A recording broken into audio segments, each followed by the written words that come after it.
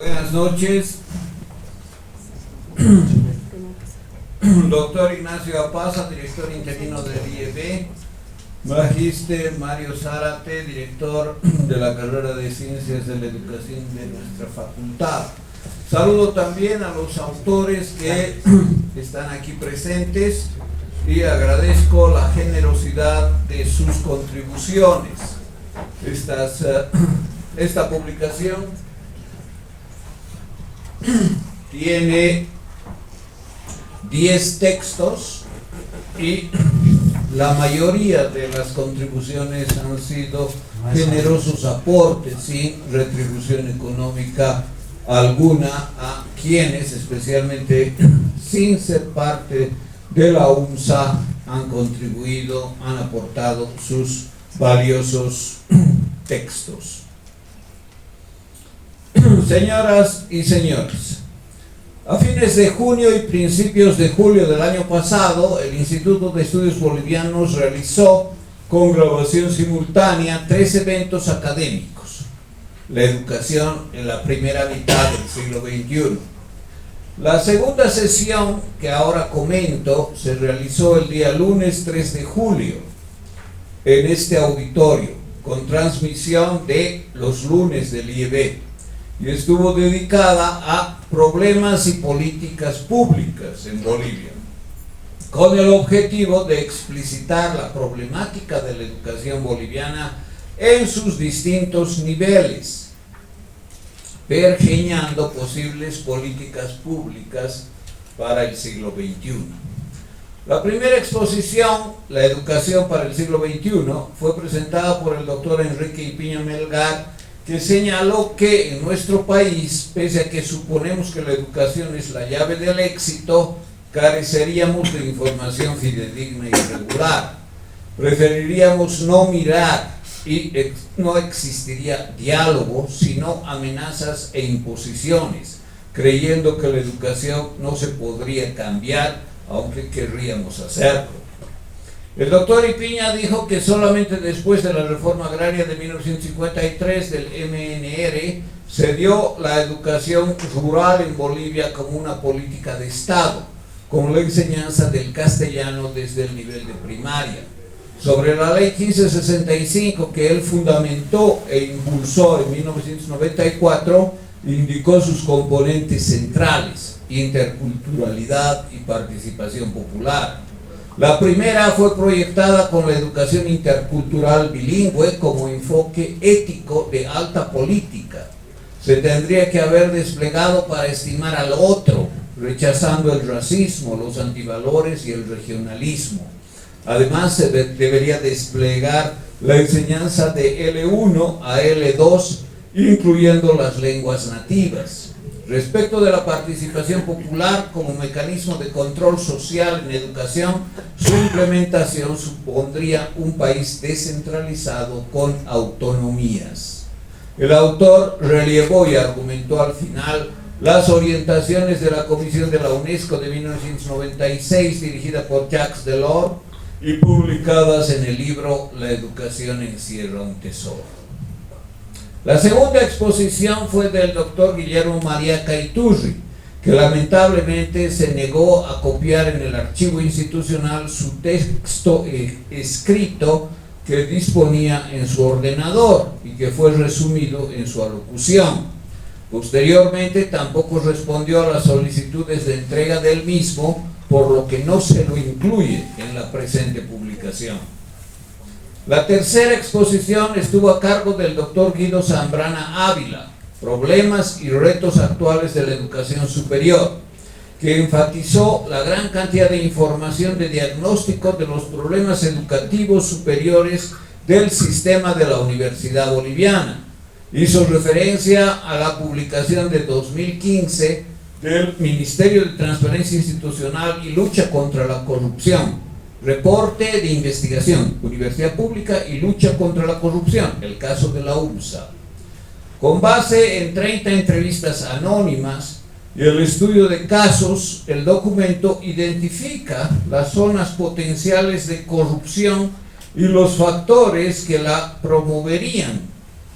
en carreras de 5 facultades de la UNSA. Aparte de los testimonios, fueron fuentes de estudio, documentos internos, bibliografía y textos de distinta procedencia.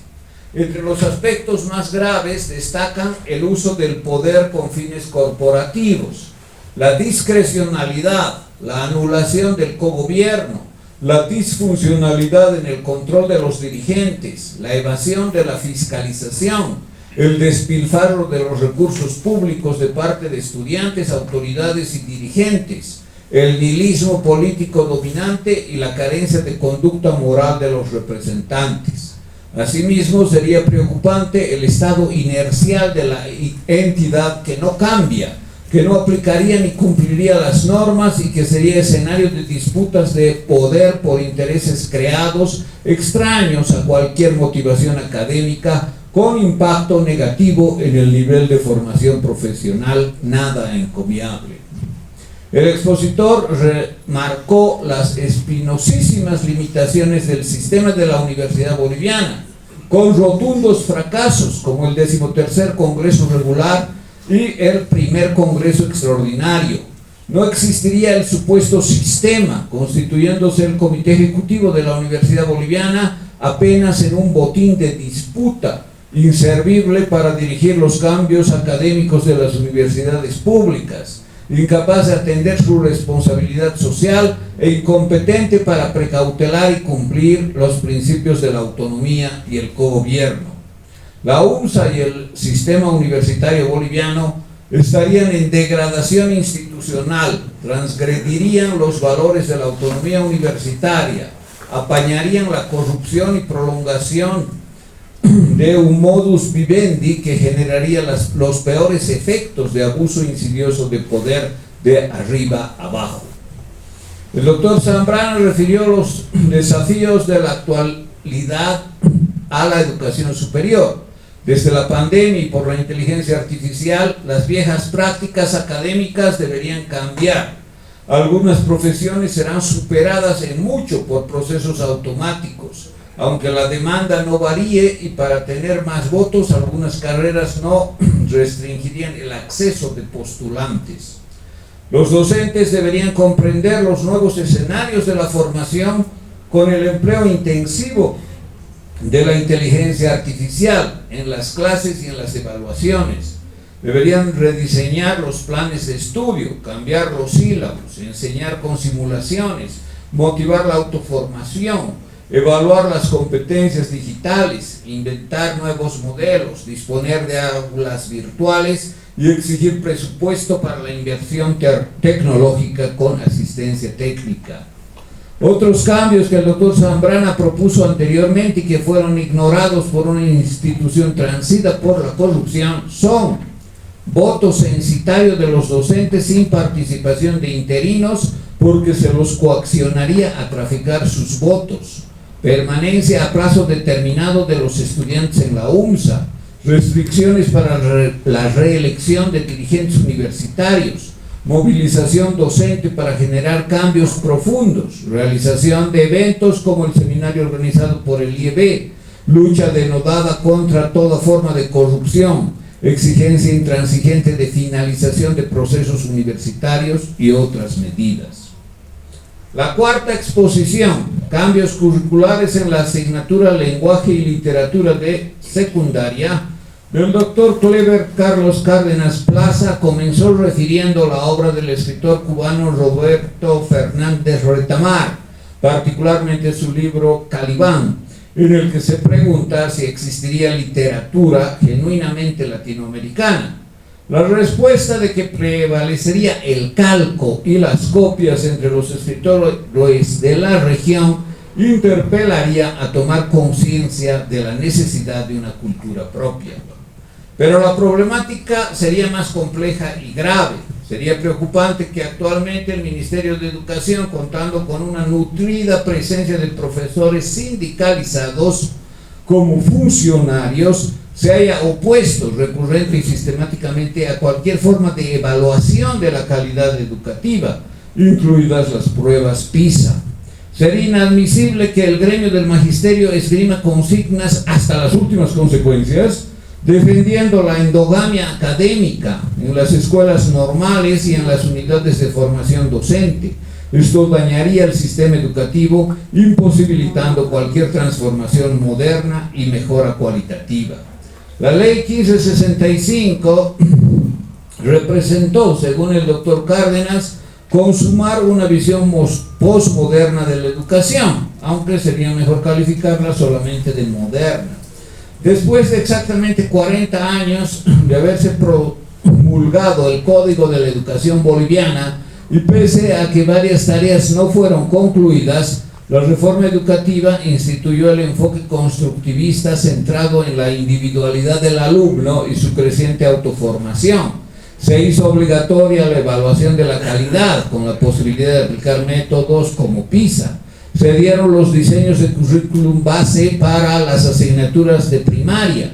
Comenzó a pergeñarse el currículum de secundaria. Se encargó el diseño de las mallas de formación inicial a las universidades apoderadas que administraron los institutos normales. Se incentivó una formación reflexiva y crítica de los estudiantes del bachillerato y se estimuló económicamente el desempeño docente a través de los asesores pedagógicos. Sobre la asignatura Lenguaje y Literatura en secundaria, la ley 1565 orientó auspiciosamente el currículum. Sin embargo, no se concluyó el diseño, apareciendo elaboraciones extraoficiales impugnables. Editoriales de contenido educativo como Santillana publicaron libros de texto según lineamientos constructivistas de la reforma. No se oficializó lista alguna de literatura nacional, dando lugar a que los profesores empleen cualquier novela o texto literario, evidenciándose grandes carencias. Sin embargo, se reiteraba una y otra vez la necesidad de mejorar la capacidad de comprensión lectora de los estudiantes. Las suplefaltas de los profesores fueron cuestionables recurrentemente por la calidad de libros que elegían arbitrariamente para sus clases. La carencia de completitud del diseño curricular concerniente a la creación nacional diluyó la literatura boliviana, generando que el estudiante se forme con libros de literatura universal y latinoamericana, o quizás con textos de autoayuda. Así, la aplicación de la Ley 70 de 2010 siguió el enfoque ideológico del MAS. No fue mejor ni superó las deficiencias de la anterior norma nacional. En primer lugar, la introducción de la Aymara en el occidente del país restó mucho tiempo de clases a la asignatura Lenguaje, atendiendo la enseñanza del castellano reducida a la mitad del tiempo antes disponible. En segundo lugar, los cambios generaron el deterioro de la calidad de la enseñanza sobre literatura latinoamericana y universal. En tercer lugar, las lecturas de obras nacionales de calidad cuestionable de autores sindicalizados en secundaria se dio por las presiones al ministerio para incrementar sus ventas, convirtiéndose la actividad de creación literaria en un negocio no exento de tráfico de influencias. En cuarto lugar, la malla curricular de la Ley 70 respecto de la lectura de obras capitales de la literatura llegó al extremo de establecer la lectura y crítica en tercero de primaria, niños de 8 años, de al menos 5 libros en una gestión anual, incluidas la Ilíada y la Odisea, con una carga horaria recortada. La quinta exposición, a cargo de la magíster Vania Gómez García Cruz, la educación ambiental en Bolivia, hizo un recuento histórico jurídico de las normas que regulan la preservación del medio ambiente, nacional e internacionalmente. Su exposición propuso que varios contenidos se inserten en los diseños curriculares de la educación formal. Cabe destacar la Carta de Belgrado, un documento que contó con el apoyo de 60 países, siendo redactado por las Naciones Unidas en 1975. La exposición mostró las metas y los objetivos concernientes a la educación ambiental, las directrices básicas para lograr mejor calidad de vida de las generaciones futuras, remarcando el conocimiento, la aptitud, las actitudes, las motivaciones y los compromisos de acciones individuales y colectivas que procuren soluciones a los problemas de la humanidad para que viva en armonía con el medio ambiente. El recuento de normativa boliviana de preservación del medio ambiente, la expositora lo presentó en la larga duración, particularmente desde 1992, con la gran cantidad de normas de nuestro país. En más de 3 décadas, Bolivia habría promulgado un nutrido conjunto de leyes y reglamentos para el cuidado del medio ambiente. La lista comienza con la Ley 1333, promulgada en 1992, llamada Ley del Medio Ambiente, y que se creó para proteger y conservar el medio ambiente y los recursos naturales, restringiendo la acción humana que afecte a la naturaleza en aras del desarrollo sostenible y la mejora de la calidad de vida. Norma de Jaime Paz, pionera en América Latina. Por su parte, el MAS promovió la promulgación de la Ley 300 a fines del año 2012. Su propósito, repetitivo respecto de la ley anterior, fue establecer el marco normativo para la preservación del medio ambiente, llamada Madre Tierra, garantizando la continuidad de la regeneración de los seres vivos y del conjunto del hábitat de nuestro país. Se llamó Ley Marco de la Madre Tierra y Desarrollo Integral para Vivir Bien, y promovió en teoría el desarrollo integral en armonía y equilibrio. ¿En qué medida la Ley 70 favorecería la educación ambiental? La expositora fue taxativa, sería retórica, sin presentar una normativa vinculante que permita la formación de los niños y jóvenes para que comprendan la importancia y desplieguen actitudes de conservación del medio ambiente. La educación formal ni la no formal incluyen contenidos curriculares ni orientaciones para incentivar el reciclaje masivo y de manera duradera la cultura de personas y colectivos.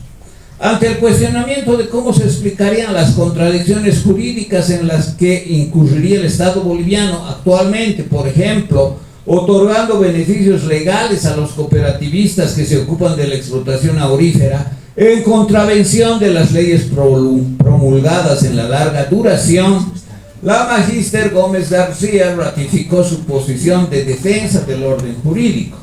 Sería preferible para ella tener buenas leyes, incluso precursoras de la conservación del medio ambiente, aunque no se las cumpla, a no tener ninguna. La sexta exposición de la licenciada Ketty Arce Loredo, propuesta de inclusión de las personas con discapacidad en la UMSA, comenzó destacando la presencia en el evento de personas con discapacidad.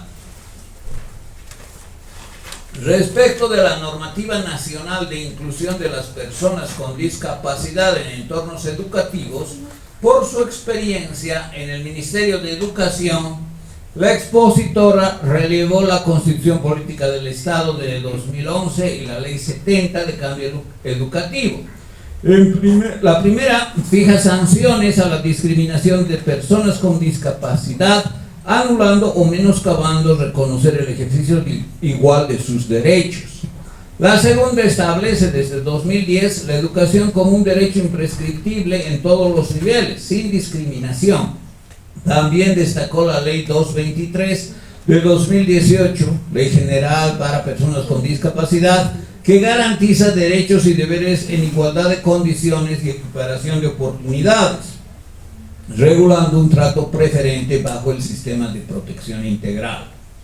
Respecto de la normativa internacional y los antecedentes nacionales, en 2010 las Naciones Unidas establecieron los medios y mecanismos que garantizan el desarrollo integral, pleno y autónomo de las personas con discapacidad. En Bolivia, la Ley 1678 de 1995, Ley de la Persona con Discapacidad, normó la habilitación, la rehabilitación, la prevención y la equiparación de oportunidades de las personas con discapacidad para incorporarse al trabajo, la educación, la salud y la seguridad social a corto y largo plazo. Pese a tan nutrido cuerpo legal, la licenciada Arce Loredo afirmó que subsistiría exclusión de las personas con discapacidad. La normativa no se cumpliría, registrándose situaciones inaceptables, incluso en la Facultad de Humanidades y Ciencias de la Educación. Por esto prevalecería la actitud de varias familias de esconder a sus miembros con discapacidad sin que se formen profesionalmente. En la UNSA no se dispondría de mobiliario que sea adecuado, ascensores, servicios especiales, condiciones en las aulas, rampas y otras ausencias, con barreras actitudinales negativas para imposibilitar la permanencia y la titulación de dichas personas. Según la licenciada Arce, en casi 14 años, el MAS no resolvió la tensión entre la inclusión de personas con discapacidad en unidades regulares de la educación formal versus la integración en centros de educación especial. No allanó los procesos burocráticos de integración a centros especiales, no facilitó incluir a titulados con discapacidad en colegios profesionales ni en entidades sindicalizadas. No abordó los problemas de las discapacidades de perspectivas multi, inter y transdisciplinarias. No formó a docentes con capacitación para educación especial, auspiciando el currículum según el supuesto de la existencia de centros de educación. Se dieron retrocesos respecto de la vanguardia de la Ley 1565, también en lo concerniente a la atención educativa directa, regular de apoyo, y la indirecta, con enfoque exclusivo o individual. Hoy se dispone de conocimiento detallado de la discapacidad, por ejemplo, clasificando a las personas por la afectación de discapacidades físicas, intelectuales, mentales, psicosociales, múltiples, sensoriales, auditivas o visuales, comprendiendo que la asistencia del Estado difiere según se trate de discapacidad profunda, media o leve, sabiendo que el machismo y el racismo discriminan abierta o solapadamente a las personas con discapacidad, convirtiéndolas en víctimas invisibles, estando conscientes de que las necesidades de estas personas incluyen atención de equipos de trabajo.